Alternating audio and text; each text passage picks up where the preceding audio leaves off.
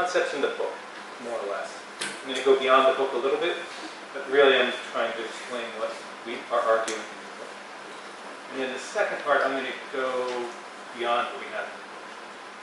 And that, I think, is where we sort of move into some new ground in this work and try to think of these three pieces intertwined. Most government agencies and funders see them as separate, and they keep them separate and they hold them separate. And that's a little bit of a challenge for those who come in to evaluate. We're sometimes asked to come in at the last minute to do this afterwards, while decisions were made that maybe benefited from being there when they were being made. And when you're planning and managing, you're making evaluative decisions all the time. Which part of this plan is better? Which plan options are better? As we're managing, how do we change course to make things work better? Those are all evaluative questions that we consider. So I'm going to talk about all of these three things being intertwined. So my entry point is really evaluation. Okay, we ready to go? Yeah. Oh, we're good. All right. To you, where I can hopefully get your feedback and improve upon it. So we had a great time when we were there. That's Rob. He couldn't make it on this trip, unfortunately. But we have a sort of a long history with the community of evaluators. This is in Bhutan in 2017, when Rob and I were still just hatching the idea for the book. And we had a lot of time to write and try some of our ideas out for the first time in sessions there. And I think what we have been finding is that the community of evaluators, South Asia and also India, have been really tremendously good partners, thought partners on the work that we're doing. And we really appreciate the fact that they have been there to support what we're doing. While we were there, Rob became enamored of these signs that you'll see all over the place about different topics. But this one says, a clean and beautiful environment is a feast to the soul. Where we're from, we would have a sign that says, do not litter. Right. This is a different way of communicating an idea, a sort of principle, and a more broad encouragement to do something that's better rather than a strict rule. And we really like that, which is why we've organized the book around principles rather than rules. We know that you have to interpret this differently in different contexts, and giving you written descriptions is probably not going to make a lot of sense. So this is the book, and on the cover you'll see a picture of a rural area in Mozambique. And at the bottom is a banana plantation that is called Bananalandia. It is so large, it single-handedly transformed Mozambique from a net importer of bananas to a net exporter. I mean, this is giant. And on the other side, what you see are small farms called mashambas, and they're scattered throughout the country. Each of those, a large plantation and mashambas scattered about, are different large-scale solutions to agriculture. And dividing those two solutions is a bright line. One side is one solution, on the other a different solution. For Rob and me, this raises a lot of questions. How do you decide where to put the line? Who decides where to put the line? How do you know it's put in the right place? Whose perspective on this matters? How do we know if there's a third or fourth way of doing this that would be even better? And as we look around the world, we see that these decisions are being made all the time. And often the people who are affected are not included in that decision making. So we put it upon ourselves to try to understand that and to try to sort out whether there was a different way to do this and a different perspective on this. Were there others who also were not satisfied, from whom we could learn? So Rob engaged with me as well, but largely led this effort to review about 30 years of grant making from IDRC, where he works. To ask, where does scaling work well? And where did it not work?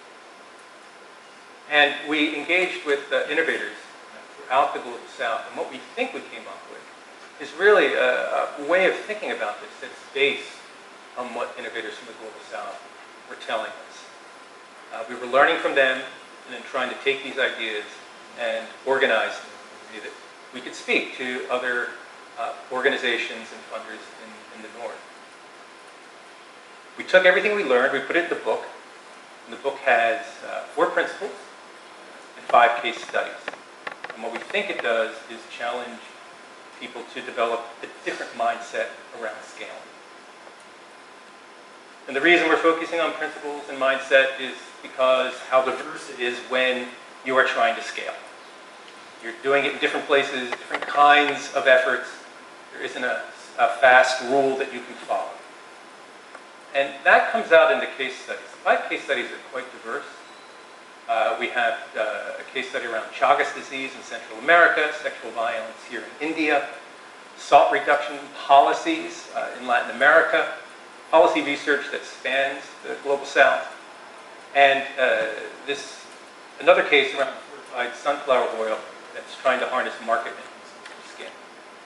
These are all quite different things: policies, markets, community efforts. And what we wanted to do is to see how well our principles and ideas held, so other people who are very knowledgeable about these topics, about these particular cases, wrote the cases, and reflected on how the principles served them well or didn't. And so I think that's the critical part of this, is testing these broad concepts or ways forward to see where they work or maybe where they don't work as well. And what we hope we're suggesting is that people like you who are going to be in the field have the freedom to modify, adapt, add to the loose structure that we're offering. That we're not going to, again, give you a formula, but give you ways forward that you can explore and modify as it makes sense. Now the book is free, which is kind of phenomenal to me. It's published by Rutledge. IDRC pays Rutledge to make it available online for free, and you can get it there. If you can't remember that QR code, how to use one, you're young enough to probably all know how to use one. If you just Google Scaling Impact IDRC, you'll get a page that looks something like this. For me, the top 2 hits are these. The first one, right there, takes you right to the book. And you can get it in PDF, in EPUB, HTML, that's all free. If you want to order a hard copy, there's a link for that. I think it takes you to Rutledge. But you can buy it anywhere you can get academic books if you want a hard copy. The second link says Scaling Science, which is a broader topic that Rob and I are using as the umbrella for the research that we do, and I'll talk a little bit more about that. And that takes you to a different page, which includes our book, but other resources as well. All free, and as new resources are developed, they're added to. So as an American, all I can say is thank you, Canadian socialism. And I think it's a good thing. So we've been working on this idea for a while. First published something in 2017 in the Stanford Social Innovation Review. And other people began picking up on these ideas, especially around what we call dynamic evaluation, which I'll be speaking about in the second half of today. This paper by Oswald Feinstein is suggesting that dynamic evaluation may support what is called transformational change. And I think there may be something to that, and hopefully in the second half that will be something we can discuss. This is an article from the journal Systematic Reviews, and it's developing a standard for reporting studies in health that are scaling studies. And the nice thing about this was they said scaling is how we optimize the magnitude, variety, equity, and sustainability of research-informed action. And those 4 criteria come right from our book. They actually developed part of their standard around what we had written, which was heartwarming. We had a book review in the American Journal of Evaluation, which was very positive. And all that is nice, and this is just me trying to encourage you to believe that I know what I'm talking about. But as PhD students, you will wonder whether I do, and that's really good. That's why I like PhD. But this gets more to what happens on the ground. IDRC created a group called Scaling Exchange. They provided some resources. They gathered 18 scaling fellows from around the global south, and then essentially let them go. And they developed a call for action around scaling that has 8 points. It may be worth just quickly going over them. Keep your focus on scaling impact. And you'll see what the distinction is there between other kinds of focus. Broaden your understanding of participatory approaches. Make equity of impact an equal measure to magnitude of impact. Address the environment as part of the scaling system. Move beyond a project logic fund impact, and I'm going to talk a little bit about maybe how we do that. Scaling only what works, doesn't work. Support a learning culture instead. Support Southern solutions, and invest in a science of scaling. Science of scaling is, again, this umbrella term that we're using. For Rob, he proposed it because it really has 2 meanings for him. IDRC funds research for development in the Global South. So he is concerned with how to scale science. That's one interpretation of the term scaling science. The other is that we need something that's more like a science about scaling. And those ideas for us are intertwined because almost everything we're doing falls under some definition of science and innovation. And we want to know how to bring that to some sort of optimal scale. Those call for action, there are actually a number of responses to them on a blog that they put together, and they're really interesting reading. I encourage you to take a look at those at Scaling Exchange. All right, I think I've done my commercial for the book and the free resources. I'm not much of a commercial until I get to get things for free. But if you're interested, yeah, it's a good place to go. Yeah, and if you want to read it in French, you can do that now too. It just got translated this year. So what's our plan for today? All right, I want to start off by talking about what impact means, so we can get on the same page about that. I'm going to talk about scaling, what that means, so we can get on the same page about that. And then I'm going to review the 4 principles. And the last of those is dynamic evaluation, which I'll spend the second half talking about. I'm going to go beyond the book and try to focus a little bit on how-to. In the workshops we do, there are exercises around the how-to, which we won't do here today because of time and circumstances. But a lot of this is going to be new. So your feedback on this would be very helpful. So let's start with terms. Rob and I like to joke that scaling impact is really easy to understand, except for the terms impact and scaling. Other than that, it's a really easy thing to understand. Now, most evaluators come to the concept of impact from a logic model. How many people here are familiar with a logic model or a log frame or a theory of change? A few. So for the rest of you, this is a new idea. Is that right? Quiet. I'm going to assume it's a new idea. So logic models are set up as a kind of chain of events. Right? You start with inputs, then there's some activities, then there's some outputs from those activities, and there are these things called outcomes, and then there are effects. So you can kind of think about a belief that if I have these inputs, if I take these actions, it's like a set of dominoes that get knocked over. Everything's going to sort of happen in the world a particular way. That's a belief, not necessarily fact. It may unfold differently, or it may not unfold that way at all. But impacts kind of happen over here in this model. And this is really where most evaluators learn about impacts for the first time, maybe the only time. But it's important to recognize that impacts in this model are only some of the consequences of the activities. Right? Outputs and outcomes are also consequences of the activities. We're going to question whether we want to only look at some. They're often considered the most important changes that could occur. They're the last to occur, typically. And this is another, I think, confusing point in evaluation. In a logic model, they're usually presented as having an implied counterfactual. What do I mean by that? Well, counterfactual has become a very muddy word in development, because it's become a synonym for control groups and comparison groups. But that's actually not what a counterfactual is.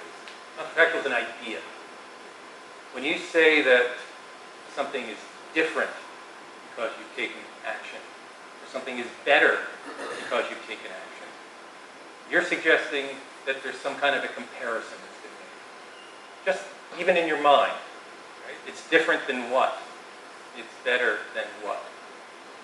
Well, the thing that it's different than or better than is the counterfactual. It's the thing that didn't happen, but what happened is hopefully better than that thing that didn't happen, or different from that. In a logic model, they're usually not made explicit, the thing that is different than or better than. So again, I'm not talking about how we measure the impact. I'm not saying we're using any control group or comparison group or doing an RCT, only that we're stating what something is different or better than. And in logic models, that's usually just implied. It's not made specific. Now that's not, because logic models have these qualities, it doesn't mean that they're bad. It's just the qualities they have. They serve many purposes and help us do many things. But with scaling, I think it's useful to use a different definition for that. Let's consider all of the consequences of the activities. Our argument is that organizations are responsible for all their impacts. Right? Not just the ones that they've identified, not just the ones that happen at the end of a logic model, not just the ones they're aware of.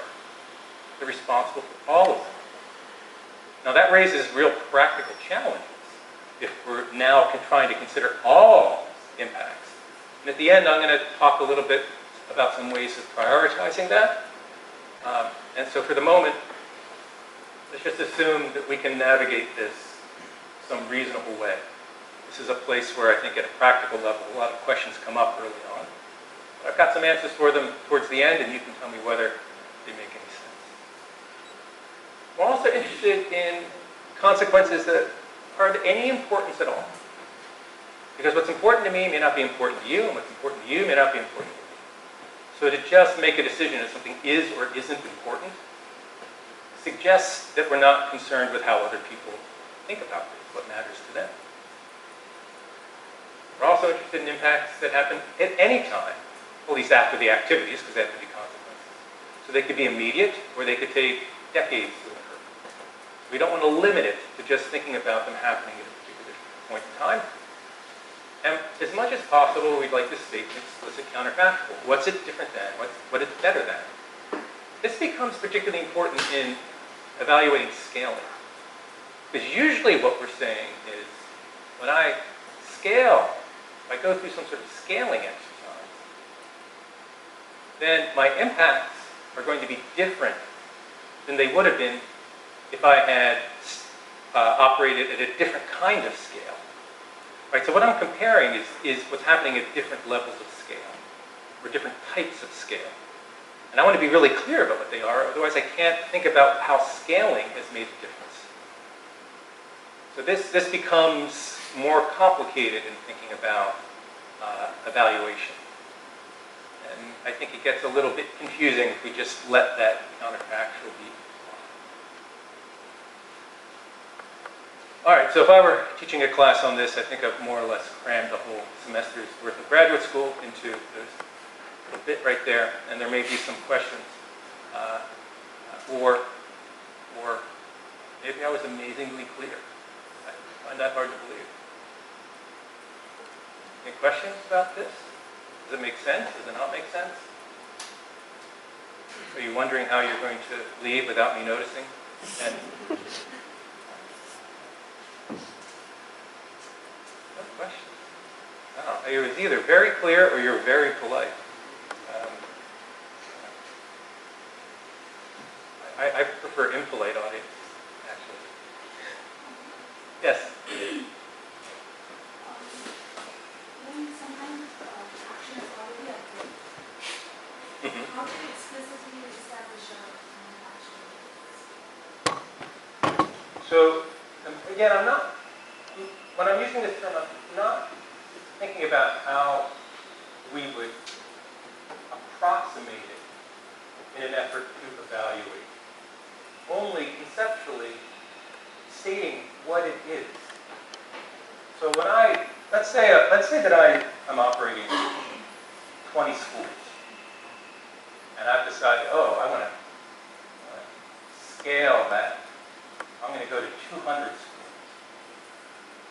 One question I would have when evaluating that scaling effort is what's different when I'm working with 200 schools versus 20?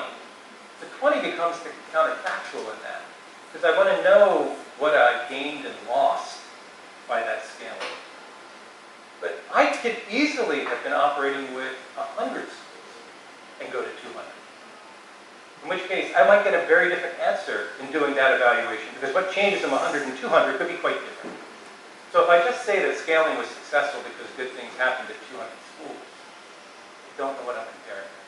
Right? So I need that made explicit to help me interpret this result. Now, how do you approximate a counterfactual in the real world is a whole other topic which is quite difficult. And I'm going to skip that because I can only do so many semesters of graduate school crammed into one. Yeah, and that is like many courses, I think, really trying to find good ways. Other questions?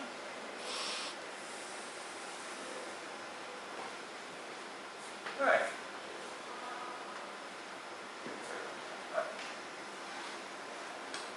So let's start now talking about another term that's really confusing. I've now tried to define at least what we mean by impact, with the understanding that people are going to use it differently in different contexts, and that's okay. But we're going to use it a particular way because we think it gives us some leverage in making sense of scaling. But what is scaling? Now, we hear so many different terms associated with scaling, and I'm going to run through some meanings of them very quickly in a simple metaphor of an apple tree. Perhaps the most common expression we hear about scaling is scaling up. We want to scale up. And that term, and all the ones I'm going to use, are used not perfectly consistently. But in general, when somebody says I'm scaling up, it would be like taking the apple tree and growing it bigger so you have more apples. So if you have a school, and you've got 100 students in the school, now you want to serve, say, 200 students in the school, and that's scaling up. You're making your program bigger in one place or it's also scaling out, which would be planting more trees to get more apples. So instead of just one school, I'm going to open up more schools. That's scaling out. There's also scaling deep, which in this metaphorical way is taking care of the tree, nurturing it so that the fruit is larger and more delicious. Right? So this is a kind of taking care to improve what you're doing to get better results notion of scaling. And we can combine them. You can scale up and out, or out and deep. There are lots of different ways that you can do this. They're not limited to just one. But there are more. There's this idea of emergent or transformational scaling. So rather than planting more trees to have an orchard, you're planting more trees to turn one into a forest. Something which is entirely different. A different kind of system that works a different way. And the way you go about making that transformational change is a lot different than the one you would go through to just create an orchard. It's also what's known as horizontal scaling. And here what you're doing is expanding the variety of impacts that you can create with the same or slightly modified activities. So with the apple tree, not just red apples, but you got green apples, and you've got pears. These are all very similar kinds of things. You're running a school, and you were focusing on math, or maybe you're going to focus on languages as well now. Right? And that's an example of horizontal. There's vertical scaling, which is thinking about really one of two things. Either the whole value chain, which is the way that people in business might think about it, or the actually holding back and taking care to have good apple seeds. And then your apple seeds are used to grow apples, and then you'll take your apples and you'll bring them to sale. Right? This is moving along the value chain to get sort of more control over what's happening to scale that way. But you could also, for example, if you're trying to help people quit smoking, You might first try to prevent children from ever smoking at all. Then you might have efforts to help them quit smoking if they start. And then you might have efforts to deal with the health problems should they not quit smoking. Right? So you're doing something very similar, moving all along this causal chain to try to scale impact that way. And finally, there's something, well, not finally, there's something called concentric scaling. And here what you're doing is you're trying to figure out what your core competency is. What are you really good at? And whatever you're really good at, you want to do more of that, and probably maybe in different contexts. So in this case, you grow apples. But you realize your core competency is really managing orchards. You're really good at that. So now you provide orchard management services as another way of scaling. Because you're taking the thing you're really good at. You're not just planting more trees, you're taking this other thing that you're good at. So if you're great at working with communities and helping to empower them, even though your program might be around, say, helping people not to smoke, you may realize I can take that and use it in other contexts, in other ways, to create other kinds of good that are quite good.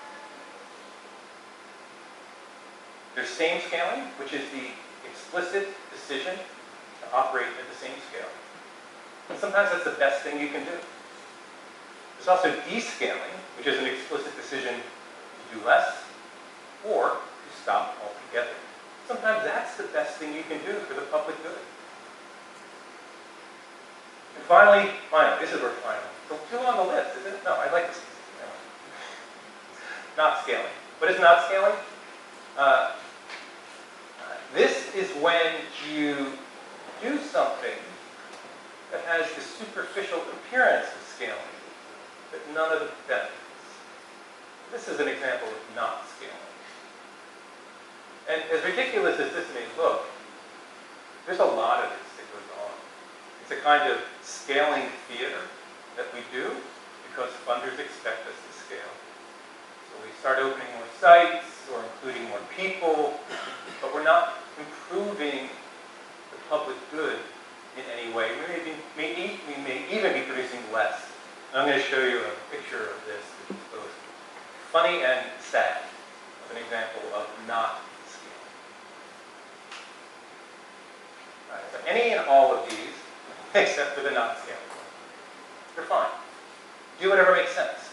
Right? Part of your job as a manager or a planner, and even evaluators, trying to decide which among these you should be doing in your context, how you may combine them, how you might need to invent something altogether that's different. Right? These are just sort of rough typologies. You don't have to follow any one of them perfectly. But hopefully they give you some sense of what your options are, and that you have lots of options. What they all have in common is they're describing how organizations change their operational scale. That is, it changes how they act. And how organizations act differently when they scale. If you're a manager or a planner, this is a big part of your work, is figuring this out. Our sense is that, however, is that there's too much of an emphasis on this when people are talking about scaling, because we want organizations to act differently to make their impacts different. That's why we're acting differently. And a lot of what we've learned about scaling comes from the business world, where organizations are acting differently so they can make more money. And that's fine. I mean, there's nothing wrong with organizations trying to make more money. But the connection between growth and size and revenue and profit is fairly tight. But the relationship between growth and size and impact are not as tight. It's much looser. We need to think about more possibilities. We need more degrees of freedom. So when we think about acting differently to make impacts different, we're going to, once we begin to see that that's what we're doing, everywhere you look now in the world, you're going to hear people talking largely about operational scale. Examples of that would be people talking about scaling organizations, or scaling innovations, or scaling staff, scaling participants, scaling resources, scaling funding. Again, these are legitimate, important concerns for managers and planners. I'm not suggesting they're not.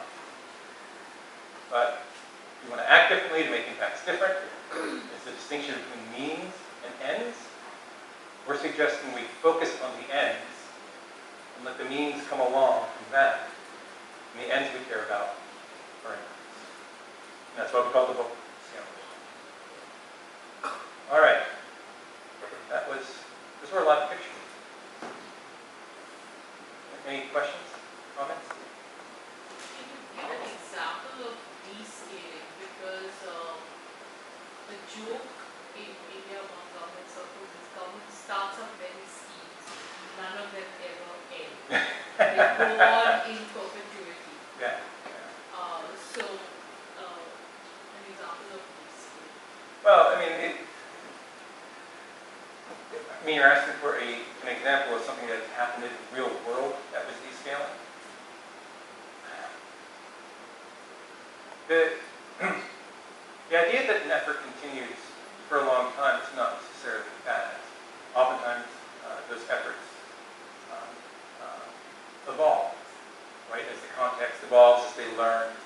So that can be a really good thing, that they continue. But there are times when it doesn't make sense. An example of this would be, and I think this happens a lot in pharmaceuticals.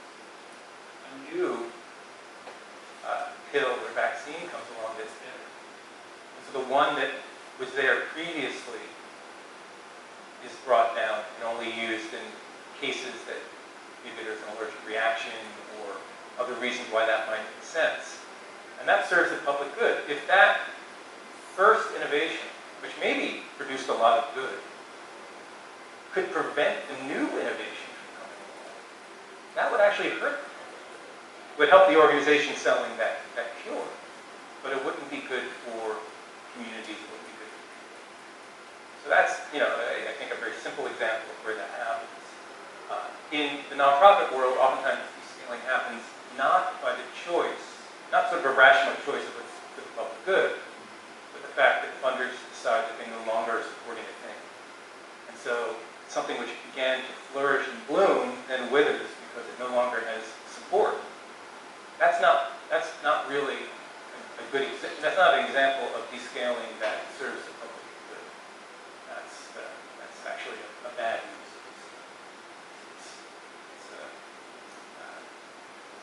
It's a focus on the means and not the ends. Couldn't the argument be made in the case of NGOs being funded and then the funding withdrawal causes the descaling to happen more out of choice? Couldn't the argument be made that these programs need to have built-in sustainability and that funders can't go on funding things forever? I don't see why. Why can't they go on funding things forever? Because that is, there is a dependency created. It's not always healthy for something to be funded forever. Public schools, forever and ever. Public health, for populations, government schools.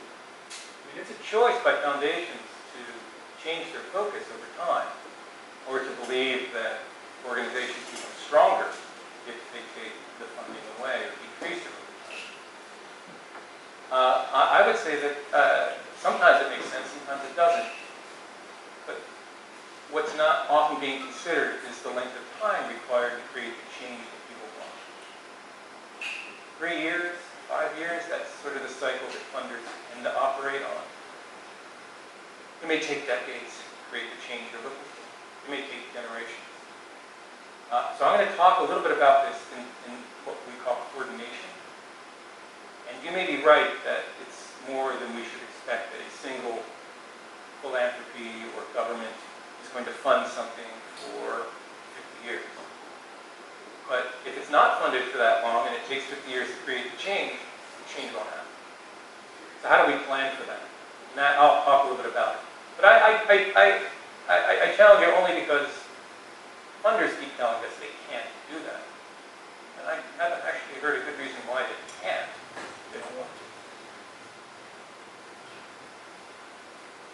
Other questions? That was a good question. It was a good question. segues into what I'm going to show you later. Thoughts, questions? And I know this is a very busy time, and some of you may need to come and go. And that's quite all right. Yes? I could sense that you use the mathematical definition of the word scaling. So I just wanted to confirm whether... I think a microphone is coming. I'm sorry. It's a little hard to hear you. I could sense that you implicitly use the mathematical definition of the word scaling, meaning that you increase the magnitude of a vector in a set direction.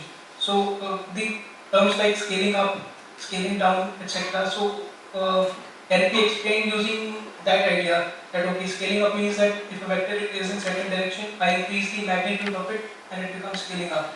I decrease the magnitude of it, it becomes scaling down.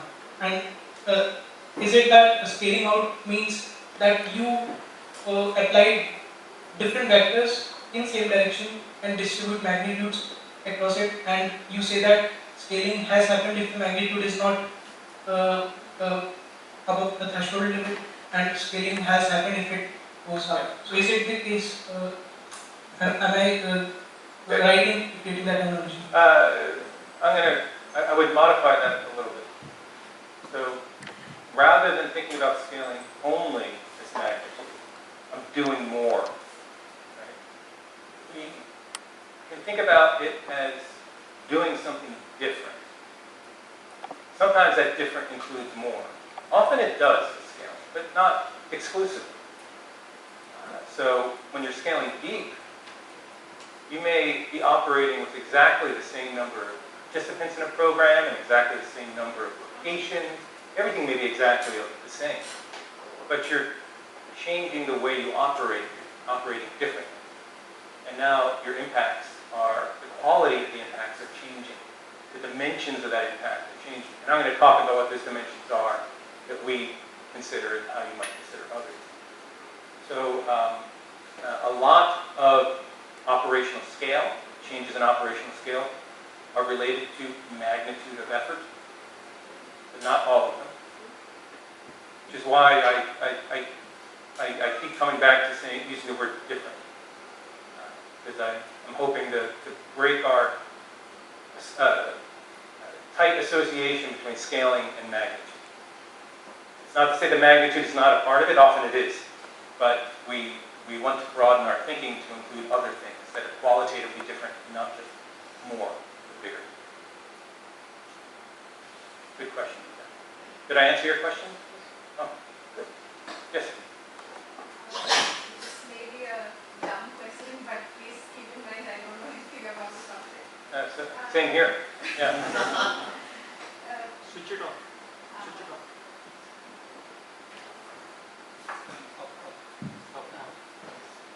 So, while you were mentioning all the types of scaling, you said not scaling is a no-no at the end of all of it. Yes. So, immediately what went in my mind is it really that bad? What if that's something we can't perceive right now? For example, Yes. like, what if that's what people need psychologically to accept a certain thing? Yes. Just the theatrical of this theater bad. So I think this is, unfortunately, a use of American slang in something that is maybe confusing. I remember talking to Rob about this and saying, is that really the expression we want to use? Because not scaling sounds like you're deciding not to scale. You're going to stay the same. What we need is something, we might better call it pseudo-scaling. It looks like scaling, but it's not scaling. I open up more schools, but I don't serve any more students. In fact, I may even be serving fewer students. And their grades may be going down. So yes, you may find that when you are operating a program, it makes sense not to change anything about what you are doing. And if you're doing that explicitly, that's what we call same scaling. You're just continuing at the same scale. Versus what maybe is more accurately called pseudo-scaling, or faux scaling, is this idea that someone looks at what you're doing and it looks like you're scaling, but it doesn't have any of the benefits. And that happens a lot because funders have demands around scaling and indicators around scaling that are pursued. And so you can meet those indicators, but in fact you decrease the quality of your impacts. Was that clear or not? Was that not understood? I understood it in the first go, and that's not what I'm asking. Oh, okay, good. I do understand that pseudo-scaling is not good. Yes. I mean, I am able to get it, but just thinking that you said that it needs to look big, but in fact, I'm not talking about descaling it. In the sense, let's say like we have some sort of a product that I'm selling, which was going at a normal scale. But then in order for people to accept it, you want to showcase it as something huge that it's not. Like opening up hundreds of branches or something like that. You're not really essentially reducing the quality of your listing, you're going at that same level, but then you're showcasing a larger listing. Is that necessarily bad? Well, if you're talking about in a commercial enterprise, right, where to improve, say, your brand, you're now going to open brick and mortar stores in posh parts of big cities, so that people associate your brand with this, posh thing in the other big brand. I mean, you're doing that for a reason, right? You're doing that because you think it's going to increase the number of people who buy your product, or it allows you to charge a higher price for your product. So you're doing it for a reason that has a benefit. So in that case, I could understand why you're doing it, even though the number of customers, at least over the short term, may not seem to change. In fact, the number of customers could go down. If you could charge a little more, you might be happy with that. So yes, that sounds like a rational decision. But in that case, I don't think that really meets our definition of not scaling, because you're getting a benefit, or at least you think you will, by doing this. If you opened all those, if your brand was in decline, and there was no hope for you to save it, and you opened up more branches, like that would be a bad idea, right? If you were yes. So, yeah, I think that is, yeah. I was going to give another example, then I realized it was too long an answer. Yeah. There was another question over here, I think. Yes.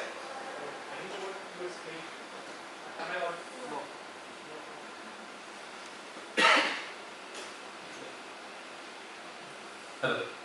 So, what you explained for scaling in terms of magnitude, so I'm not getting from. So, I think the focal point is always the impact. So, like you explained pseudo scaling. So, in that case, it might appear that we have increased the magnitude, but the impact would not be affected. So, we'll call it pseudo scaling rather than scaling. So, I mean, my understanding is that when we are talking about scaling, the focal point is always on the impact. It doesn't matter if the magnitude is increasing or not, but just by changing the approach, if we are able to achieve the impact, we'll call it scaling. I think we're on the same page, because yes, what I'm arguing is when we're scaling, we're acting differently to make the impacts different, right? And that allows us to include qualitative changes to how we act, not just quantitative changes. Yes, so we're broadening that set of possibilities. Yes. So, little on that pseudo-scaling part.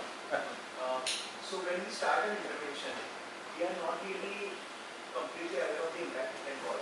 For example, expansion of schools. So, the idea was that we'll expand schools so that more students will be able to access the education. So, it starts with that.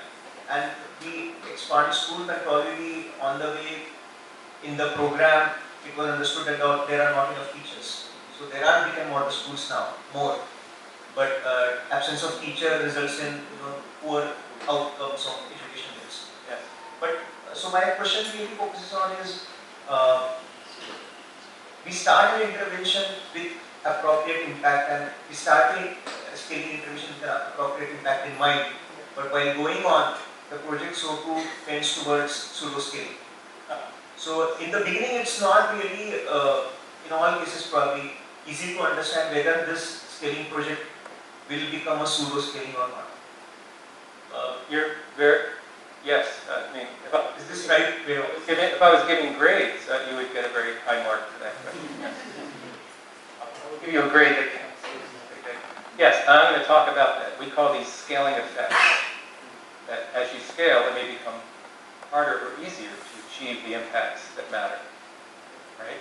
Because the act of scaling affects that. So I will talk about that very specific thing when I talk about scaling effects. Any other questions? There's one back there. All right, I'll bring it back to you.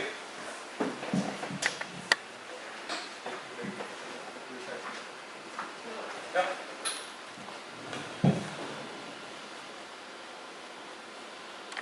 I have a different viewpoint on this not scaling and pseudo scaling. So, for example, like if a brand is keeping on increasing the infrastructure, like just as in COVID, people were just sitting lazy and they do not know where to invest, and they were keeping on investing on their own brands and own enterprise. So, if you see the ROE, ROC, the return on investment, it may seem that they are not scaling or pseudo scaling. But they are also preparing for the larger impact on a longer span. Yeah. So, I mean, maybe they are growing the infrastructure to gain the trust with people. They are improving the infrastructure for a later impact, maybe. So, I mean, should that also be pseudo scaling? Well, I think we want to distinguish between a scaling effort that was unsuccessful, that was well planned, well thought out, but just didn't work out the way we intended, versus one that was illogical and made no sense. Right? And so the picture is meant to invoke that notion. And I'm going to show you a picture again that will hopefully make that clear, that irrationality clear. Yes. All right, let me just do a little check on timing. There's someone who knows about that. Yes, there you are. When do we need to take a break? Whenever you want to take a break, so the refreshments are available. They have arrived. Okay. Let me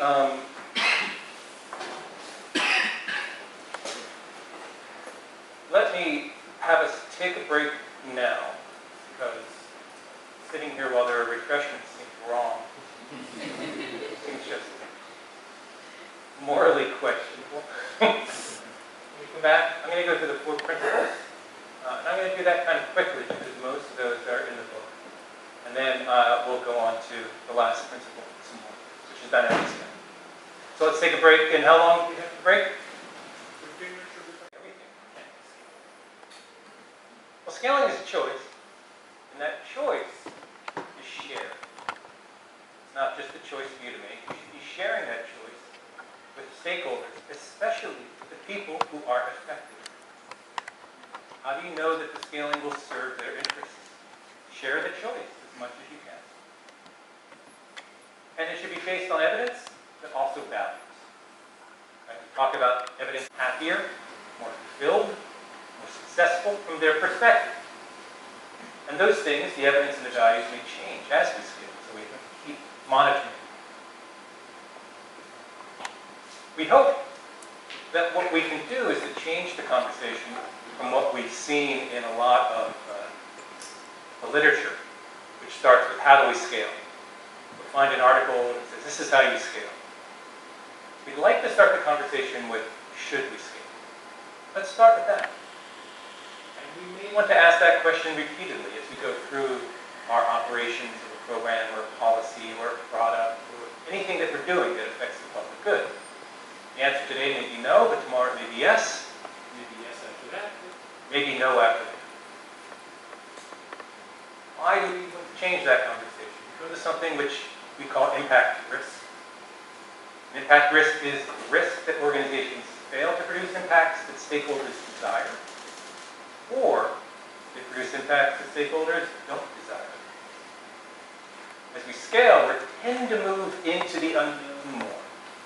So this risk will increase. With impact risk, or really any risk, there are 3 things that we should be focused on. This list could be longer, but these 3 I think are pretty important. First is certainty.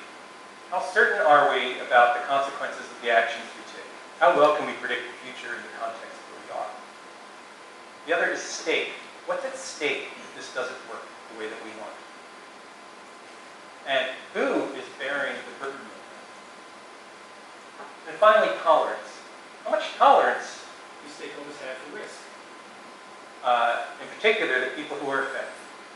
How tolerant are they to accepting risk? We have to balance these three. So let's take the first bit, certainty, and put it on a continuum. Those of you who are engineers, maybe you're going to like this. We have a continuum. Right? There's this side, there's high certainty. We can predict well what's going to happen. Sometimes we want to be able to predict well before we do something that looks like scaling. A good example of that is pharmaceuticals. I'd like to have a very good idea of what will happen to people if they take a new drug before I start offering it to lots of people to take.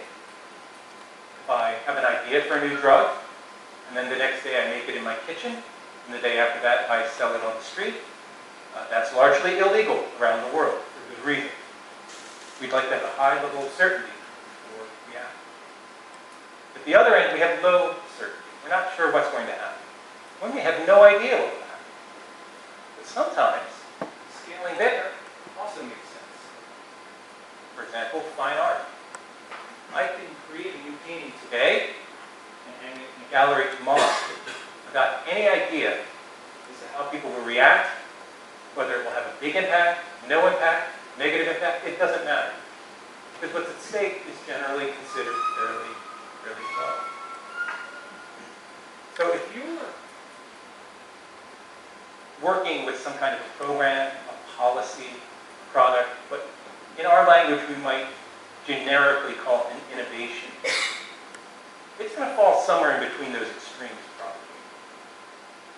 And your question that you have to ask is where? Where does it fall? And how do I decide when and how it's appropriate to engage in some sort of scale? Because there is risk. Right, so I'm going to now take a continuum. I'm going to add a second dimension. The engineers are going to get really excited with this. And two dimensions. And on this one, I'm going to have operational scale.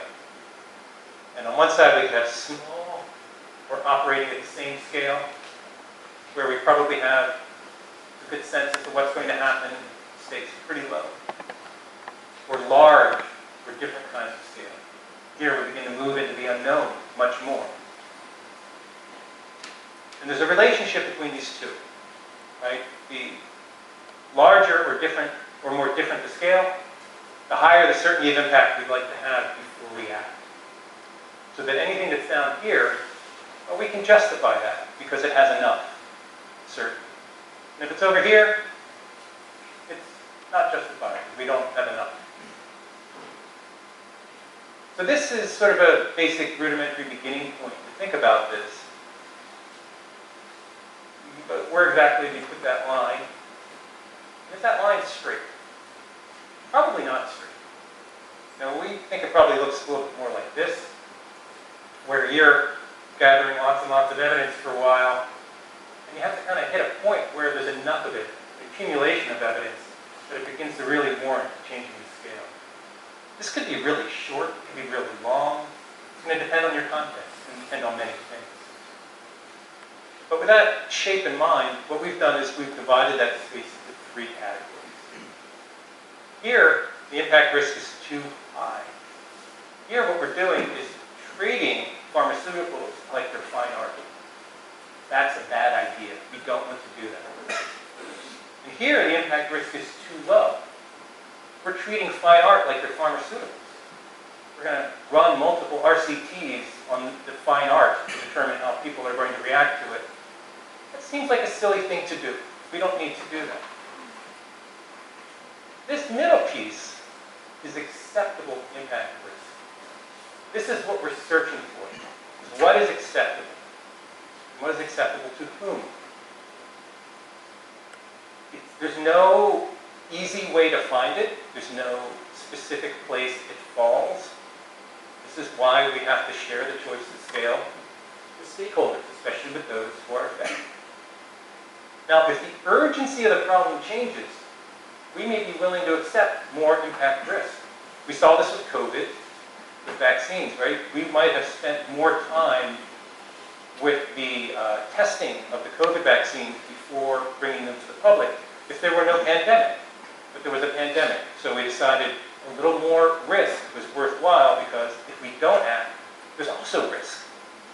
So decisions were made to do this. In the book and in the article we wrote, we talked about the Ebola outbreak in 2014 in West Africa, where something similar was done. And those decisions about accepting more risk were undertaken with stakeholders involved. But let's also keep in mind that this profile can look different depending on who you are. If you're a funder or if you're in the community, you may have a different tolerance for risk because you're affected differently by what happens. Funders typically are not directly affected by the failure of a program to produce impacts or to produce impacts that are not desirable. So they have a high tolerance for risk, oftentimes higher than it is for those in the community. We should keep that in mind. We should try to understand those different risk profiles when doing this, and we should not decide that there's just one middle ground that serves everybody equally. All right, so that's principle one. Boy, that was fast. I'm going to keep moving a little quickly. Second principle, optimal scale. Turns out that more is not always better. Better is better. Sometimes more is better, sometimes it's not. So if we want to understand whether our scaling is successful, we need to look at more than more. Right? We want to have a more holistic view of what we're doing. And there are four dimensions that we talk about. The first is magnitude, which gets most of the attention. Right? Magnitude is how many, how much, how big. Often that's important, but it's not the only dimension we may care about. Other dimensions include variety. Which different impacts are created? As we change the way we act, we may be turning on certain impacts and turning off others. Right, so the variety of impacts may change. Equity, how the impacts are affecting people differently, can also be changing as we scale. And finally, sustainability. And I think in the book we use this term to kind of mean two things, so I'm not sure we are as clear as we could be. At one level, we think about sustainability as how long will those impacts last? Are they enduring? Will they stay there tomorrow? Typically, we want them to last. But the other way that we use it is to think about how scaling affects natural and social systems, sustainable in that sense that they're good for the planet and good for society. Those are related ideas, but they're not exactly the same. So these four dimensions, there's nothing magical about them, but these are the four that came up quite a lot as we were interacting with innovators in the global south. That these were dimensions that mattered to us. In our list of four, you should feel free to amend any way that you want. Add others to them. Is efficiency really important? Well, you could put that in. We kind of lump efficiency up into this, but you may want to look at it differently. Maybe variety is less important to you, so it's not something you're going to look at. That's okay too. Right? These are a starting point, not a sort of a magic set of dimensions that you look at. Whatever those dimensions are. Maybe just access. Sorry? Maybe optimal scale could just be access, because a lot of people don't have access to sources. So if you just create access, then that is a good example. Right, but we could think about access in terms of magnitude. How many have access?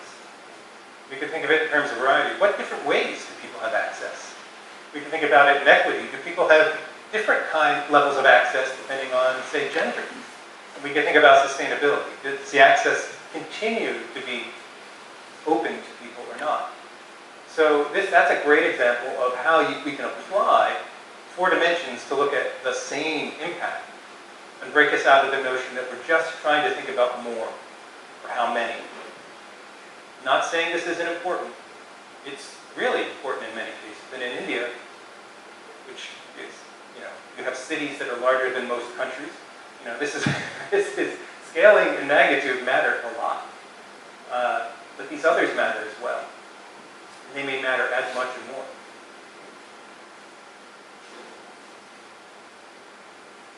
What we find oftentimes in reading people's stories of scaling is that whatever dimensions they're looking at, especially if they're writing a proposal, that what they're telling us is there's some maximum amount we can get to in these, and if we scale, you give us money to scale. We're going to go all the way there on all 4 of these dimensions. We're going to turn it all the way up to 10. We're going to have 4 dimensions as high as you can possibly go. But in practice, it probably looks a little bit like that. Maybe. You might think, okay, we're going to try to increase magnitude. That's what's important to us. Let's scale in a way, scale up, scale out, scale deep, so that magnitude goes up. And you might be successful in that. However, the other dimensions may also be affected. Some going down and some going up. You might say, we want more equity. Let's focus on that. We're going to try different scaling strategies to increase equity. And you get that. Then you find it affects the others as well. Often, there are inherent trade-offs along these dimensions, or any dimensions that you're going to come up with around an impact. So part of your struggle is to anticipate what those trade-offs will be, and to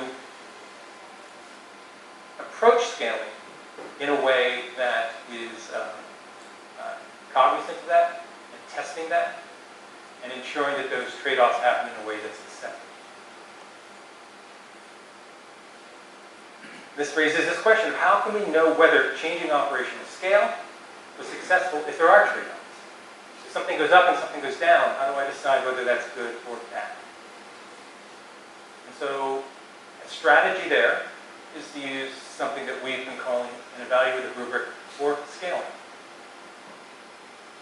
I don't think this is in the book. I know we've been working on this for a while. How many people here are familiar with the concept of an evaluative rubric? You've heard of it? One. I'm pretty sure that once I tell you what it is, you'll be like, oh yeah, I've seen that before. Right. But it's an evaluative rubric is one way, among many, of taking what we call the general logic of evaluation, taking the logic that allows us to draw an evaluative conclusion. We take that logic and we compress it into a little tool, a little framework that allows us to see it and to act on it. And there are other ways of doing this. It's not the only way to do this. But it's a nice way because we can see it and interact with it and use it. So for the moment, let's just think about what an evaluative rubric is. It's typically composed of 2 pieces, criteria and standards. Criteria are going to tell us what matters. What do we care about? The standards are going to tell us what is success. If I know what matters, that's a start. But I also have to know how to differentiate between doing that well, doing what matters well, or doing what matters not so good. So a standard of success tells us that. I'm going to talk about this as if there's just sort of a place that's successful or not. But we have lots of options there. We can have multiple categories. We can have a continuum. We can think about this in lots of complicated ways. But we need to know what's successful.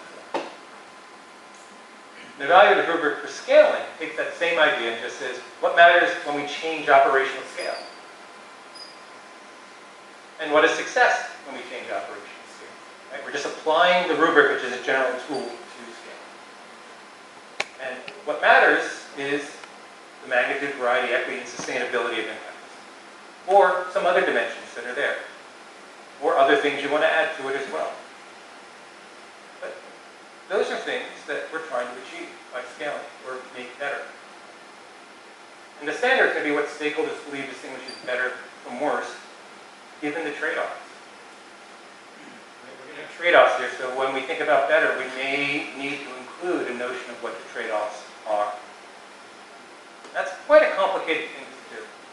I think that it's something that we may not actually have a lot of practical advice for evaluators. So let's take a very simple example, an overly simple example, just to give you a sense of what the structure looks like. Let's say that we're going to have criteria which are women are in positions of leadership in their community.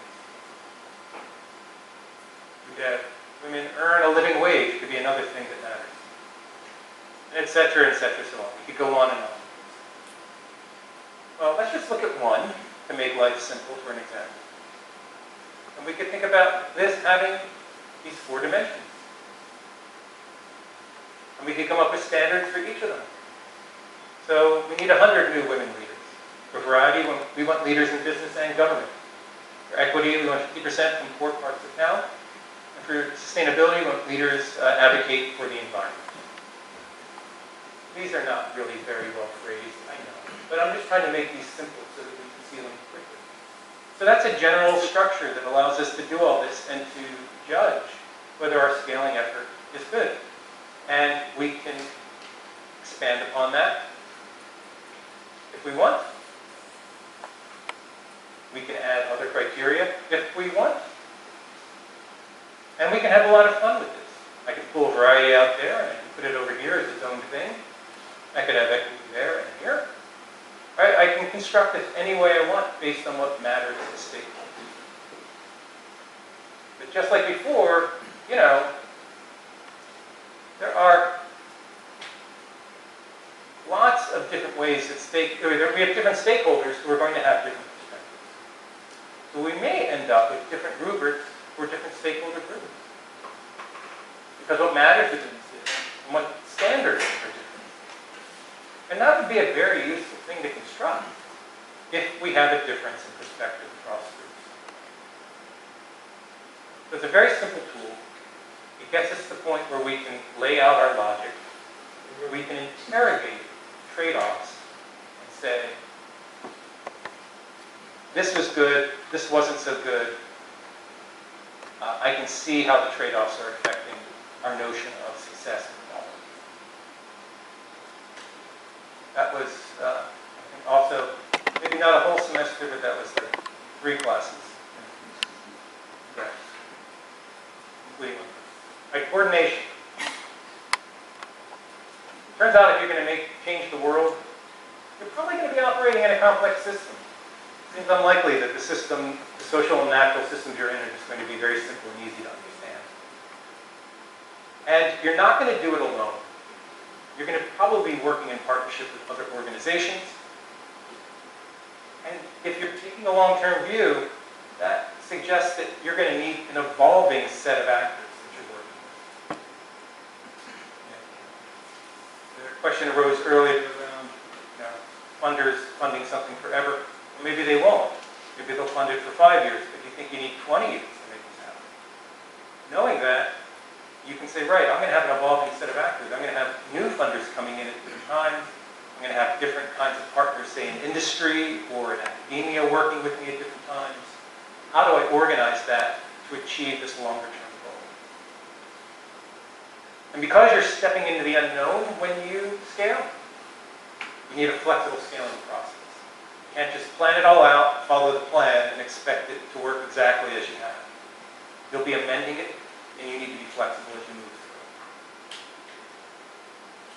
Here's an example of pseudo-scaling, or not scaling. This picture was shared with me by some colleagues, engineers without borders. They don't really know much about the provenance of this photo, except that it's a village and it has wells. It has 1, 2, 3 wells. Each well was drilled by a different NGO. Each NGO had a mandate to scale. Each NGO had their scaling measured by how many wells they drilled. This village is not any better off for having 3 wells versus 1. And worse than that, there are 2 villages somewhere that don't have wells. That could. This is an example of pseudo-scaling. But you could argue that the redundancy takes care of an issue when one well is blocked. You have 2 others to fall back. You could argue that, but I doubt that's the reason. That's like your finding of rational. If it were the case that they said, oh, we need 3 wells because we need redundancy to ensure water, then that would be a perfectly rational thing to do. That is not the case here. There's 3 different organizations drilling wells in an uncoordinated fashion to meet the individual mandates that were given by funders. Yeah. So I'm not arguing this would all be crazy, but I think it's easy here. And it's important to recognize that there are 2 villages somewhere that don't have wells because of this, right? And this is what happens in development quite a lot. It's rational at the level of the individual organization and funder, and it's irrational with respect to the public good. And the difference was the level of coordination that took place. And that coordination is extremely difficult. It's undervalued by funders often. It's difficult to find then resources for somebody who's going to take on that role of coordinating to make sure that the collective results of multiple organizations in a region or place are adding up to something more than they can get on their own. Yes? I just wanted to mention to our audience here that we have examples of this in our country. The easiest one that you could relate to is the construction. We know what has happened in the different phases of construction of those toilet blocks, how many are used and how many new have been constructed under different schemes in the same place.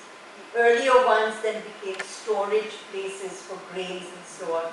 So I'm just trying to relate it to our country and where this is so common. Yeah. I think it's more common than we realize, in part because it doesn't get picked up on evaluation. Evaluations are usually organized around the program or the funding stream. So this could very well have produced 3 evaluations that show success without a real evaluation of the impact across all, which would show that something is missing, something is less than. So now I want to talk a little bit about the role of scaling science in this coordination. And since Rob works in this world of research for development, much of what he thinks about as programs are as innovations, which I do as well, and that there's a kind of process in place among scientific and technical community around how to scale innovations up. And it usually starts with something which is called discovery science. It's the science of essentially coming up with plausible ideas. Right? There might be a bench scientist who's working out a new kind of fertilizer that might be applicable to a particular region. At some point, the bench scientists may bring in collaborators to work on that. And then they find, oh, this has some promise. We think this could actually help. And at that point, that's where implementation science comes in. How do I take an innovation and bring it into the world so that people can use it and get a benefit? And the players there might be an implementation expert. That's where you maybe are getting philanthropic or private investment. It could be a manufacturer, a distributor who's coming on with this as well. This is how scientific and technical scaling has oftentimes been laid out in the past, these 2 pieces. And it makes sense. I mean, they're different. I understand. We're suggesting there might be a 3rd piece we should add here, which is scaling science, and that it spans the whole process. The real purpose of scaling science is to connect that first idea and the idea as it matures to stakeholders and the public good. So there might be an early stage scaling expert. Maybe that's you. Maybe you're a budding early stage scaling expert. There could be stakeholder advisors who are working, even with the bench scientists, to help them understand what the community really values. Rather than thinking about it as a technical problem, to understand that it's situated in a social and human context as well. And there should be late stage scaling. And what they may be doing is really thinking about, when do we stop? What is optimal?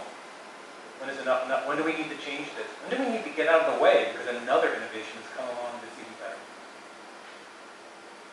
So I've laid this out in a very nice, neat, orderly fashion. It seems like this is, you're an engineer, you like this because you feel like you can now implement it. But in reality, it's really looking more like this, where you're kind of going back and forth and up and back. Yeah, it's a messy process. It's a tangle. Well, it really takes tremendous will and effort to make this happen, and people have to be involved in engineering this kind of move forward. That makes it difficult, but what it also makes it difficult is that what you may discover if you engage in it.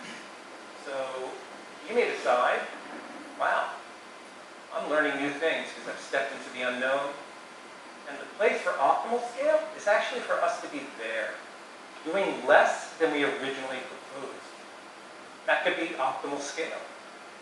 And that is a very difficult thing for funders to hear, that you think it is optimal to do less than was proposed, even if you can make the case for it.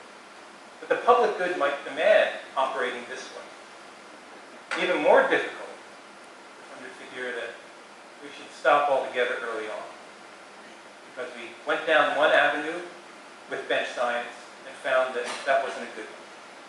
That can be tremendously helpful. That person who's working here, trying out a plausible idea and finding out early that it's not going to be effective, has saved everybody else so much time and so much money, measured also in human lives. That person should get some kind of award. But mostly they're seen as failures because they haven't scaled something. So this is an asymmetry here. This whole scaling imperative makes this person's tremendous contribution look like it's not that bad. All right, now we're down to dynamic evaluation. I like that because I'm an evaluator and it makes me seem like I'm dynamic. So that's good. Dynamic evaluation starts with a simple, but I think pretty powerful idea that scaling is an intervention. We talk about scaling and intervention, right? That is a way of talking about operational scale. But scaling is an intervention because we're acting differently to make impacts different. To make this a little more complicated, though, scaling creates dynamic change, which is different from a kind of static change. I'll describe what I mean by that.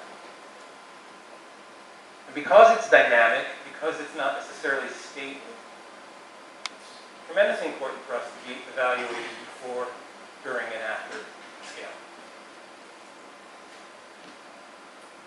All of this presents new challenges to those who are planning, managing, and evaluating scaling. And here are 4 that I'd like to go over with you today. And this is actually pretty new stuff. I've introduced it for the first time on this trip.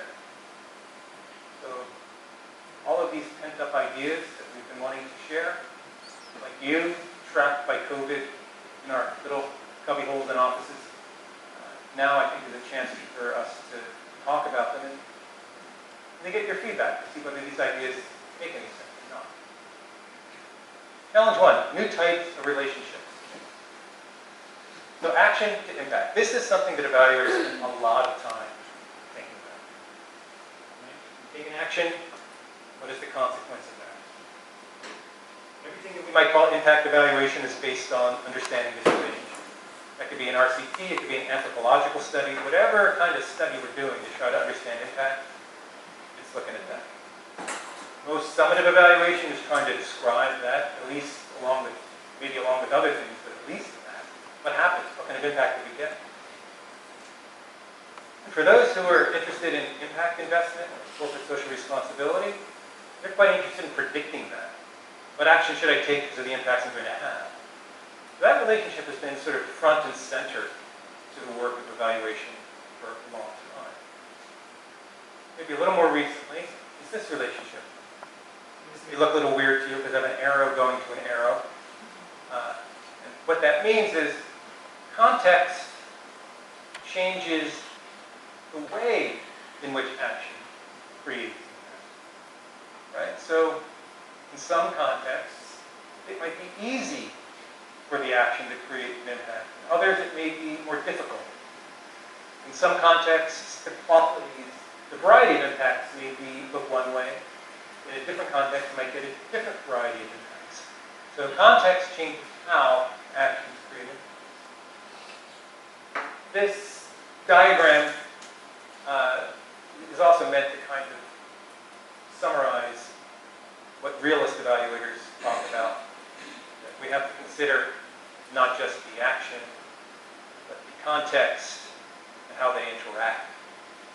So I do think that I don't know, if you're not an evaluator, realist evaluation may mean nothing to you. But I find them delightful people to be. Because I learned so much from them.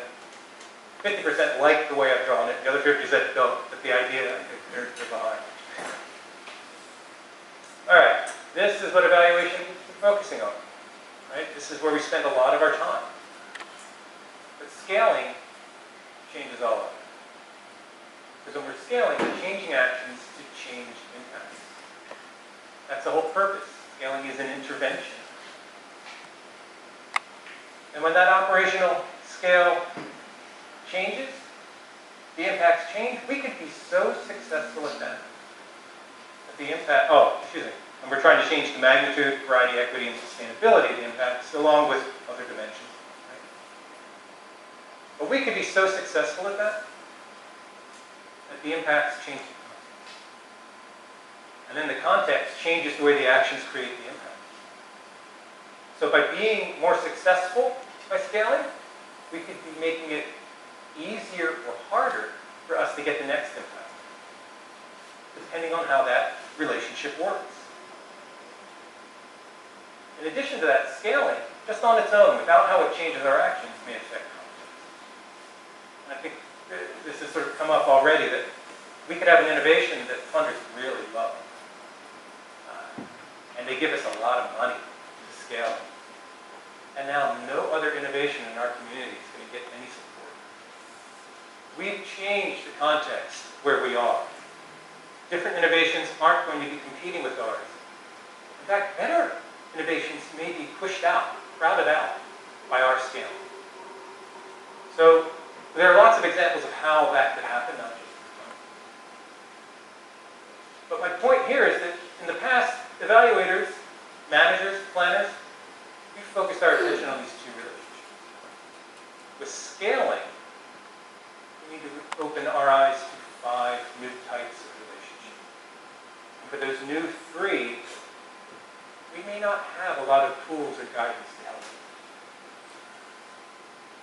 But they're tremendously important because these are the places where we end up getting into trouble by creating some change we don't want, or finding that something is taken off in a way we never could have predicted.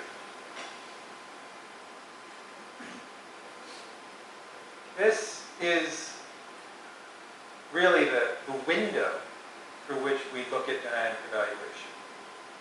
We've thought about dynamic evaluation as a kind of stance, a description of what we want to understand.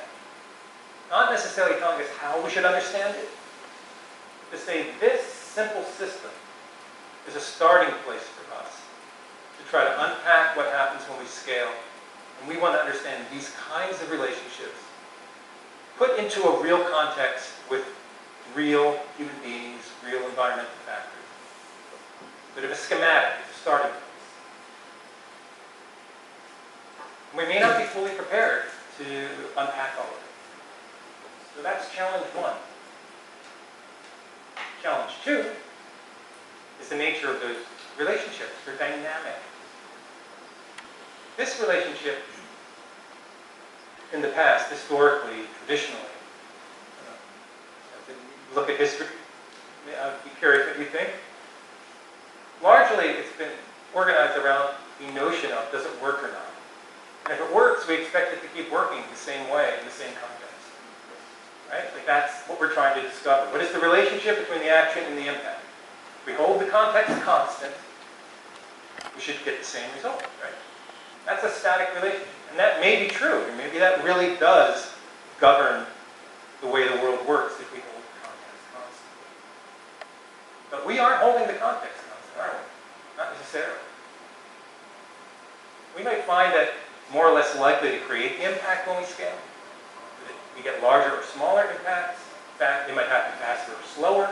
You could have a different variety. It could be different in all kinds of qualities. All of that because of the way context affects the way actions create impact. All of these notions of easier, harder, faster, slower, etc., we call those scaling effects. Right? They're the effects of scaling on that relationship. And I'm going to show you an example of a few. Again, we're going to use a conceptual graph here. Operational scale here, where we can have, say, similar or small, different, big, as we did before. And over here, we can impact, which we might just think of easily as worse or better. Because we're just trying to get a conceptual understanding of it, not actually graph out the precise notion of it. If we do a study, we're at this level of type of scale. We find that the impact is about that good. And we like that. We think that's all right. Now we want to scale. The way we believe people often think about that, well, often funders think about that, so we should just draw a line there. There we go. So if I got that much impact there, if I like the impact that much there, then, hey, if I make it different, I'm going to go over there. Right? I've got 1 point here. I just draw a line to 0, and then just follow that line up, and that's scaling. Double the money, double the impact. That sort of thing. It can't be that easy, right? If we're that easy, I think we'd all just be doing it. Let's think about vaccines for a second. Vaccines don't follow this relationship. We know that from experience. Vaccines look something like that. It's called herd immunity. As we get to a certain proportion of the population vaccinated, you start protecting people who are unvaccinated. Because the probability that they're going to run into somebody who has the disease goes down. So at some point you get more out of each new vaccine than you would have otherwise. Now the exact shape of that curve, where it bends, does it flatten off, that's going to vary from situation to situation. But you have this notion that you get more out of it than you put in, at least at some point. Another example would be youth employment. You want to train youth for jobs and trades. Probably doesn't follow this relationship either. Probably looks more like that. There's a diminishing return at some point, because if you bring too many people into the labor market, you're going to suppress wages. It's going to be more difficult for people, the next person to find a job. Actually can be counterproductive for the things that you're trying to produce. And then equity. You might be trying to promote this through various forms of policy advocacy. Unlikely it looks like this, where every year of effort towards advocacy to change policy gets you the same amount of improvement in equity. Probably looks more like that. Where you work and work and work and work and work and work and work and work and nothing happens. Nothing happens. And then, finally, the policy goes into place and boom, something changes. That's a tipping point kind of a relationship. So those are 3 examples of scaling effects that might occur, making what you do easier or harder. We're not limited to just these. These are not the only kinds of scaling effects that exist. And there are scaling effects that don't have labels or terms because they happen in the particular context where you are. So for planners and managers and evaluators, I think this is an important question. How many plausible scaling effects can you imagine? Can you anticipate? Are you walking into something that's going to get easier or harder as you scale? where the change in variety of impact would be more desirable or less desirable? How many different ways of thinking about this that are plausible can you anticipate so that you can work in a way that minimizes the things that might be bad and maximizes the things that can be good?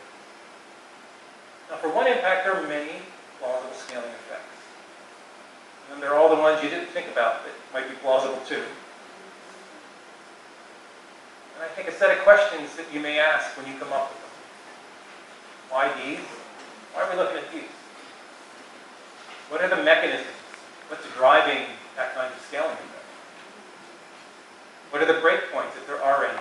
Change, what's driving that change at that point? What are the risks and what are the opportunities of each one of these? So this is a lot of planning work. This is a lot of laying things out as a kind of theory of change around scaling. That, at least right now, we don't seem to be doing much of. Our theory of change is really just the same theory of change times some number. And maybe we need a different theory of change when we change scale. Now, one more thing to make this challenge even harder, because I know that I've already dissuaded you from ever trying to do something good in the world by making it so hard. The scaling effects are actually related to any error. Not just the one we talked about, but that's probably the most common. You could have scaling effects on any of them. All right. Adding complexity. How are we on time? Nothing. How are we on time? Yeah. So after this, we'll just do the question and answer. Mm-hmm. And 1 month, 15, we might be able to wrap everything. So we can take off 10 more minutes to. Oh, perfect. Okay. I think I'm right on. All right. Adding complexity. This Present to be probably hopefully somewhat humorous way. Look, this is a starting place. No, we don't believe that somehow this explains everything in its schematic form. And as we've talked to evaluators around the world on this, they've given us feedback about the things they think they should add to this to make it more realistic or useful for them. So, for example, some people say, hey, I want to get that action output outcome thing back in there. Great, do that. There's nothing wrong about doing that. If you want to do it, do it. But then that changes how you think about context, because context now is sort of affecting each one of these relationships somewhere, so you have to take that into account. Okay, that's fine, that's good. Actually, a lot more complexity right there. But go for that. That might be the right thing for you. I'm going to make that go away for a moment, because what I show you next, I don't want to make your heads explode too much. Other people say, oh, I want to have double-headed arrows. It's like just having arrows one way seems wrong. Systems, they go both ways, right? Like, well, okay, if you want that, you should add that in. And they say, well, that number 2 arrow doesn't seem to make much sense the way it is right there going one way. Let's put it over there like that, make it a 2-way arrow. Wait a minute, maybe we should need another one that's over there like that now. And hold on, wait a minute. Like, can't the impact affect the scaling through some sort of evaluative feedback? And if we're going to include evaluative feedback, shouldn't we also be thinking about how that goes to the action? And, oh, what about all the things in the environment we're not taking into account that are also going to be affected? Very quickly, this simple thing that we're using as a starting place explodes into so much complexity that humans can't make sense of this. If you add into this all the intermediate steps, which may make sense to do, a human is hard-pressed to understand how to navigate that system. The solution to that is not to abandon trying to understand complexity. That's the wrong way to go. But our advice on this is maybe a little different from how others think to approach it. A lot of what we hear evaluators saying that they want in a map of a complex environment seems to be the addition of form. They want the diagram to have the form of a complexity diagram without really thinking about the function of the diagram. They're looking for elements that are consistent with what is in a complexity diagram without asking, what does that mean for what I'm doing? So our advice would be to start with the simplest model, and we provide what we think is a good starting place. You want another one? Use a different one. Then you're going to add complexity piece by piece. And as you do, ask two guiding questions. One, risk here. If I can't come up with a practical reason for adding it, maybe I shouldn't add it. Maybe it's not needed. Second is, can you incorporate the added complexity in a theory of change? Can you explain this in a way that makes sense? Just adding more complexity without an explanation as to what it means or where it comes from or what the mechanism is typically not very helpful. Maybe that shouldn't be added.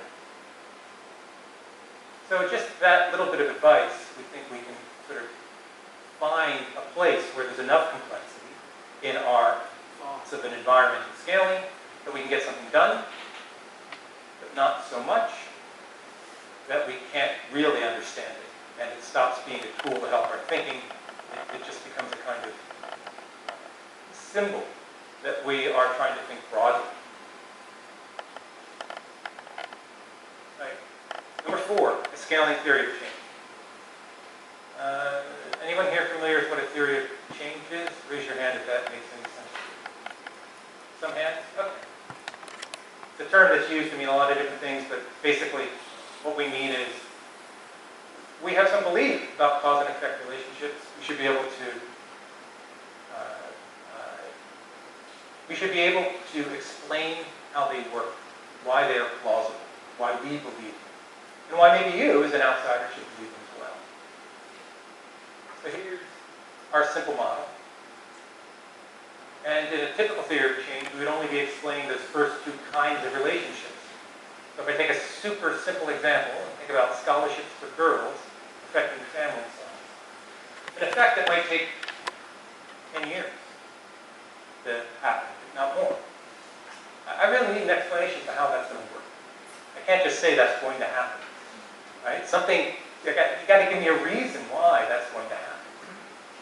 It doesn't sound crazy, but it also isn't sufficient for me to believe that will happen in your context unless you explain how. And then it might be that job opportunities for women in your context affects the way in which scholarships affect family size. If there are no jobs for women, then maybe their interest in scholarships decreases. If there are more job opportunities for women, then maybe their interest in scholarships increases. Right? And that changes that relationship. So for a scaling theory of change, we now need to explain those other 3 types of error. So I might need to explain how scaling up is going to change scholarships for girls. So let's say I'm giving out 100 scholarships. I'm going to now give out 1,000 scholarships. It could very well be the case that I can no longer give out the scholarships to the most competitive girls. Right? I may need to give them to girls who have a wider range of academic performance to date because I'm trying to reach more people with the scholarship. I can't just keep increasing the number and only getting, say, the top academic performers in my scholarship. Something doesn't work mathematically. So explain how that will work and what are the consequences of that. It could be that scaling up also affects job opportunities for women. It's possible. Maybe it doesn't in this context. Maybe I can just ignore that because it's irrelevant. But maybe by creating more women who are work ready, that may encourage more jobs for them. That may create more entrepreneurship. So there could be mechanisms that we want to talk about here. How is that going to happen? And then finally, family size and job opportunities for women. What's the relationship there? If family size is smaller, will there be more opportunities for women? Or could it be that more women go into the workplace and increase wages and other things? Well, all we're saying is let's try to wrap our head around that whole system so we can think about what the net effect of that would be for the people we care about, the women, the girls who are going to, over 10 years, of a life that they live. All right, how are we on time? I've got a couple more things I can talk about, but I can also end here. So I'm checking with my time master. I want you to go on there. And people say, no, but I need some practical guidance. So that's what this is about. So I call this a DIA model for desirable, intended, and anticipated. And there's a book from 1962 in which, they didn't use that name, but they essentially laid out the argument for it. Don't try to find this book. It's like it's like 500 pages. They spent maybe like 3 paragraphs describing this problem and their solution. And I thought that was pretty good. They're done with it. I guess I'll use it now. But imagine this space represents all the impacts that we could have. And each dot in this little diagram is an impact. These might be about well-being, these could be about income, those could be about education, these could be about health, right? All different ones. So there's a space, so there's an infinite number of impacts that are. Some of those impacts are going to be anticipated, and some of them won't be. It's just the way it is. Now, if you're a planner, a manager, an evaluator, you'd like to anticipate as many as possible. How do you do that? You work with other people. Work with the people who are in the community. Work with people who are critics of what you're doing, because they're actually quite good at thinking about impacts, especially ones that you may not like. So if you do that, you may find that you're able to anticipate more, and that's a good thing. Now, of those that are anticipated, some are going to be desirable, and some will be undesirable. But they're desirable and undesirable to different people or different groups, right? So there's going to be some disagreement about where we set that boundary between what's desirable or not. So we need to figure out, this color doesn't show too well here, but we need to figure out how to manage and find a place for that division that serves diverse views. Now, some of these desirable impacts that we've anticipated are so important that we want to make them our intended objectives, the things we want to do, because they're really important. And people will disagree about where to draw that circle as well, or include them. We need to find a way to navigate that. It also turns out that some of the undesirable impacts are going to be so bad that we want to avoid them. They should also be included in our intended impacts. The avoiding the things that are bad should be an explicit thing we intend to do. And of course, people are not going to agree on what's bad enough to be included or not, but that's part of our job. We need to figure out how to navigate those different perspectives. All right. This is a map of an asymmetrical space that we need to make sense of. 4 areas, and that's where we spend almost all of our time. Just look there, the positive things that are intended. So what we're suggesting is, how do we strategically allocate evaluation resources to all points?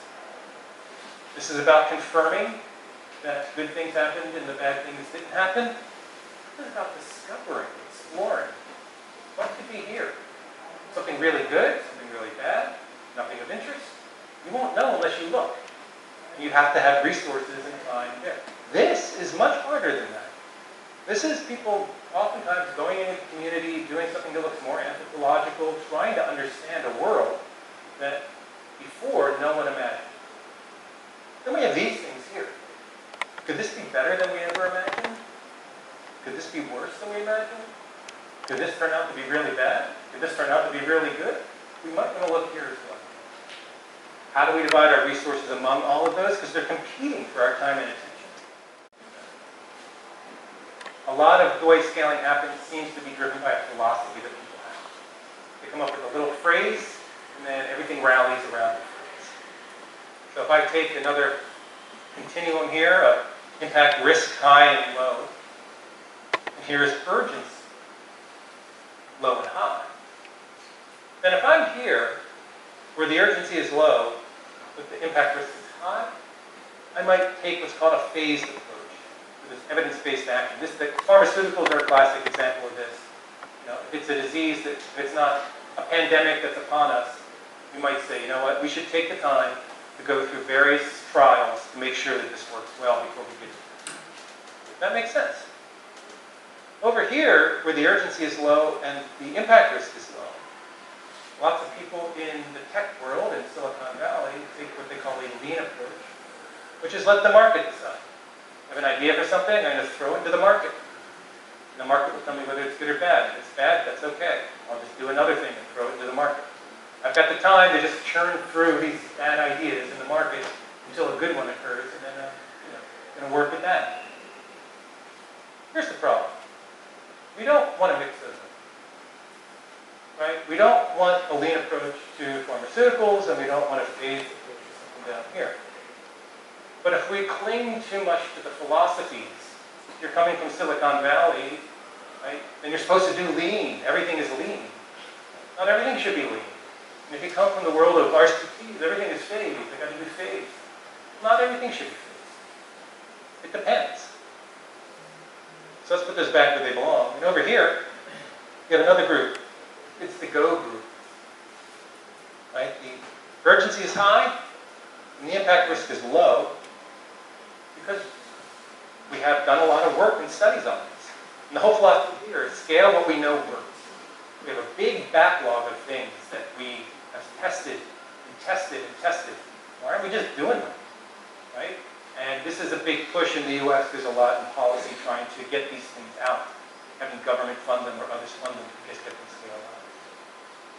And in this space, where the impact risk is high and the urgency is high, we have crisis. And here, we need principled innovation. These are scaling philosophies. Right? We need principled innovation. No, let the market decide. We want to make sure that we fit the level of risk and urgency to the philosophy. Not just cling to the philosophy because it comes from a source or a group that we're part of. And maybe we also need to take into account the fact that these are not equally sized circles. For a lot of the work we do, crisis dominates everything else. All right, so this is where I say thank you. Rob and me. Thank you. And I hope that I can building an evaluation and has worked across many countries across the globe. And her interest related to rights, participation and gender intersect. She is co-designer of the first course on gender and evaluation in South Asia, an online course, and is a member of the Global South to South Initiative, also co-chair of Eval Gender Plus, founder member and vice president and current board member of Community of Evaluators, which is one of our collaborators for this event, which basically brought John to this country to do this session. And she is also the founder and convener of Gender South Asia Network, a gender equity network of South Asia. And she is a current board member of IOC, IDRC, and ICT. You are also past chair of IOC. I represent region. Yes. Her evaluative experience is on utilization of focus evaluation, outcome mapping, participatory and feminist approaches to evaluation. And she is currently focusing on, as she told us in her introduction earlier, local wisdom in South Asia on evaluation and how to contextualize it. That's what she is doing. And request her to moderate this session. Thanks, Yatin. Thanks very much for a fantastic talk, John. And I think there are so many ideas buzzing in our heads. And I think you've given us lots and lots of food for thought. So I'll be happy to take comments. What resonated with you in this discussion, as well as if you have any questions.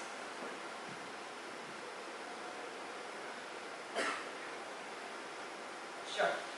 So one thing which really stood out for me, so my short time I worked with Department of Women and Child Development here in Government of Maharashtra. So it was very refreshing to see the things we work out in our decision making rooms, to see a theoretical framework for it. This was quite eye-opening. How decisions that we routinely take based on our experiences or biased experiences, based on our combined intelligence in the room, how things can go on. So when you were explaining, I was relating it quite literally with some of the things which we have been doing in recent past. So when you gave example of schools, I was relating that with our Anganwadis. more Anganwadis does not mean more impact, right? So thank you very much for that. I had a few questions, if I may. Yeah. So it's of course theory and models and everything very interesting to understand. Use broad philosophical framework to understand things. But what really, in my personal case, is learning about case studies. And when you show us that photo of 3 wells, that really we can connect well. So I just wanted to know from you, sir, where I can get to study more and more case studies or more and more examples of successful or failed scaling up interventions or pseudo scaling up interventions, where I can learn more and because somehow I feel, you may correct me here, somehow I feel learning through those examples I have a lot more to take away in terms of as an implementer. Yes, I think you're absolutely right. The case studies are where everything comes together to make some sense. And in the book, we have 5 case studies and how this works, so that might be useful for you. And there may be some more case studies out there now. I think the Scaling Exchange is putting together more case studies. So you may want to contact them at scaling, the letter X, change.org. They have quite a bit more there, and you may be able to yes? Yeah, but the problem with, Going to documented case studies is that most of them are success models. Hardly people document those which are failure on large scale. Yes. There is a sort of resistance from the implementers about documentation of, so to say, Right. And especially in case of pseudo scaling up, like you mentioned. So where do we get to learn about those things?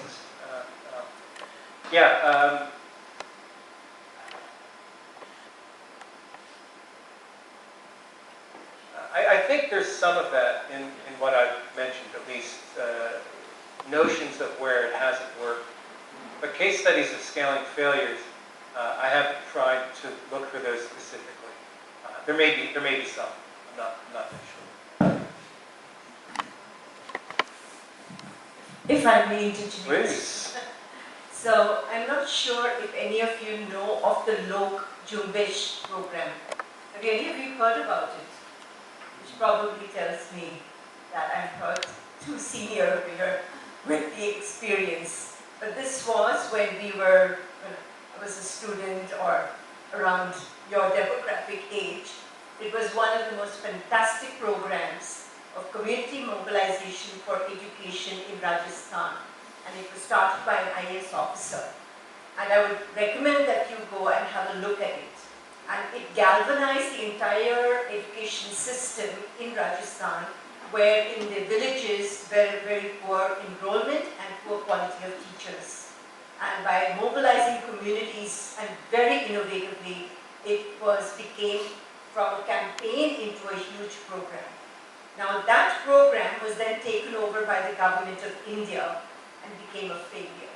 And if you'd like to learn more about it, you can read the evaluation and the work of Vibla Ramchandran on the Lok Jumbesh program, and you'll understand how the transition of an innovative pilot, not even pilot, it went on for a while, program where it transitioned into a government program, it actually sowed the seeds of failure.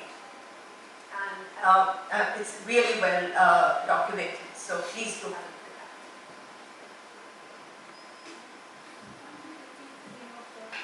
at that. Lok Jumbesh. You know, Lok Jumbesh.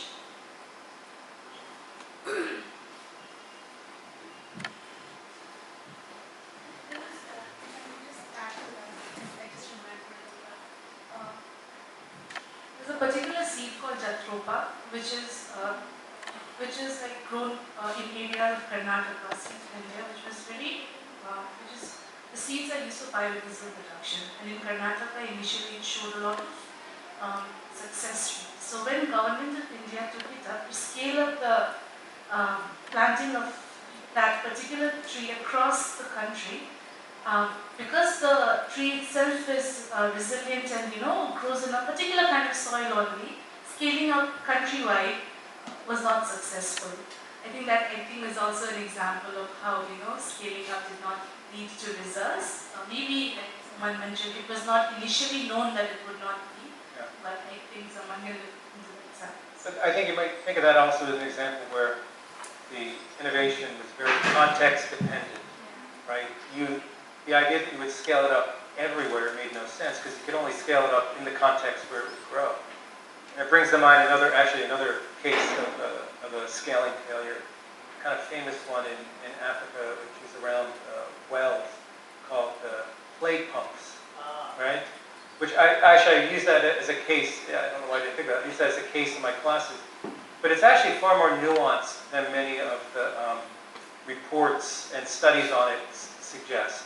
And it's again, potentially an example where the context in which that would be successful is quite narrow, but it was scaled up very broadly, really through the push of funders who thought this was a beautiful idea. And it is a beautiful idea, but it's maybe a small, beautiful.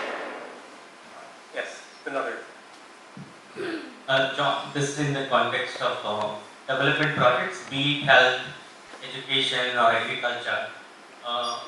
Unless one is testing a hypothesis in the program, you think it's high time that all the program design should have the scale element built into it right from the beginning?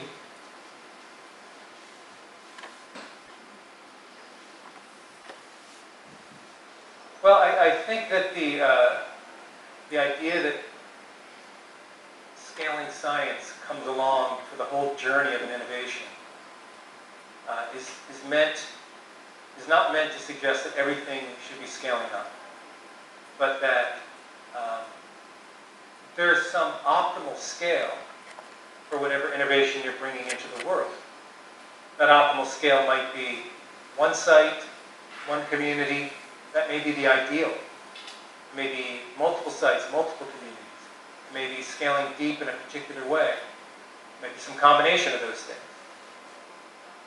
What I think we want to do is discover what that is along the way and to have thoughts towards it rather than firm plans that we will be scaling this.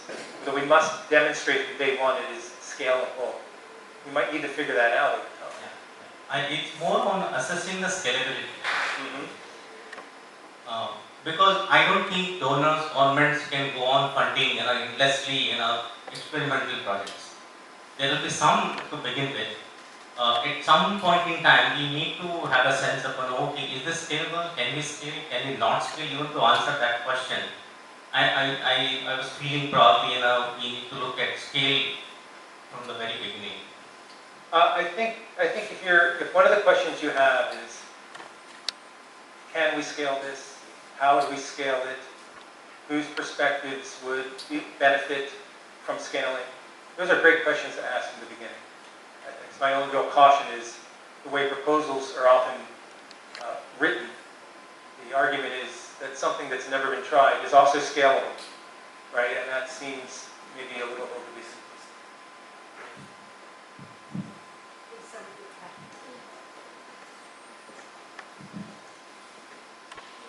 So yeah, I was just going to tell about that playable thing. So a long time ago I read a book which is Doing Good Better by William Matheson. So that example was quoted in that book. And I just wanted to tell that this case studies were well documented. There were too many case studies. But with the PPTs I saw that action, impact and the context. So I was just connecting those case studies with the books. So what happens, there are triggering events. So now in recent event which I can think is the climate change thing. So now all the agencies and the institutions are focused on what can we do on climate change. So it's not important that we scale up on everything on climate change. There might be there are other parameters which are also impacting the climate change, but nobody is focused on that. Everybody is collecting data and doing, what extra innovation can be done in climate change. That kind of a thing is happening. So how do we convince the funders that, there are like alternative ways to look into this climate change thing, and we particularly do not have to run behind a certain thematic area? Yeah. Well, this is a type of question I get a lot, which is how do we convince funders to do something that we believe is more rational? It's not easy.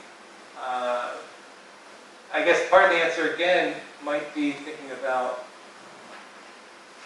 doing that in a collective way. The scaling exchange is one example of that.